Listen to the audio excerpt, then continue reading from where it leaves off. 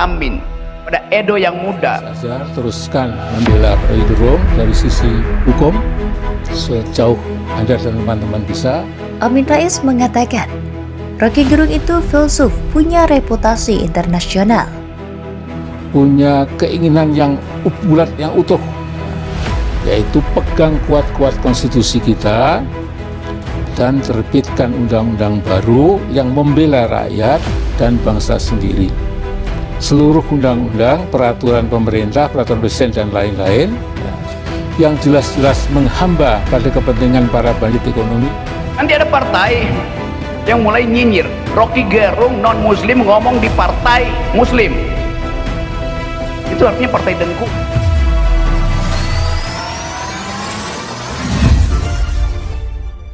Ketua Majelis Syuro Partai Umat yakni Amin Rais menyebut Roky Gerung adalah tokoh filsuf yang sudah mempunyai reputasi internasional. Untuk itu ia mengingatkan pemerintah untuk berhati-hati menghadapi kasus viral ucapannya soal Jokowi bajingan tolol yang sudah menghebohkan pemberitaan nasional. Saya ingatkan, hati-hati menangani kasus Roky Gerung ini. Dia seorang filsuf. Filsuf pragmatis kita ini punya nama di masyarakat internasional, kata Amin Rais. Amin juga menjawab ultimatum keras dari pendukung Jokowi yang mengklaim akan menurunkan massa sebanyak 10.000 massa untuk menuntut Roky Gerung di penjara.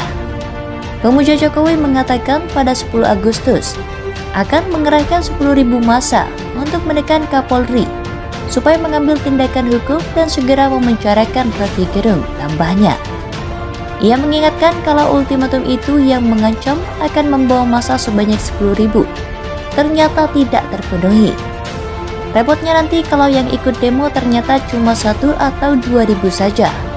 Apakah tokoh pemprakarsa demo itu tidak malu? Malah makin melambungkan nama Roky Gerung, jelasnya. Amin juga merasa bersyukur dengan sikap contan mantan Ketua PP Muhammadiyah, yakni Din Syamsuddin, yang buka suara dengan membela Roky Gerung dan mengingatkan Kepala Staf Kepresidenan Muldoko tidak perlu pamer kuasa dalam menyikapi kasus Roky Gerung. Saya lega dan senang, Pak Din Syamsuddin sudah mengambil sikap yang jelas, tandasnya. Hingga saat ini polisi telah menerima 13 laporan dan 2 pengaduan yang dialamatkan kepada Roky Gerung akibat hinaannya yang diarahkan kepada Presiden Jokowi dengan menyebut bajingan yang tolol. Roky pun sudah meminta maaf karena telah menimbulkan kegaduhan di publik. Sementara Presiden Jokowi tidak mau ambil pusing atas cacian dari Roky Gerung. Sementara pakar hukum pidana dari Universitas Jenderal Sudirman, Hipnu Nugroho, menilai secara hukum pidana, ucapan itu masuknya adalah delik aduan. Artinya yang bisa melaporkan ke pihak berwajib hanya Presiden Jokowi kalau merasa harkat dan martabatnya direndahkan. Pencemaran nama baik terhadap Presiden itu ada perubahan lewat putusan Mahkamah Konstitusi. Itu delik aduan. Ketika itu delik tergantung kepada yang teradu, dalam hal ini yakni Presiden Jokowi, kata Hipnu.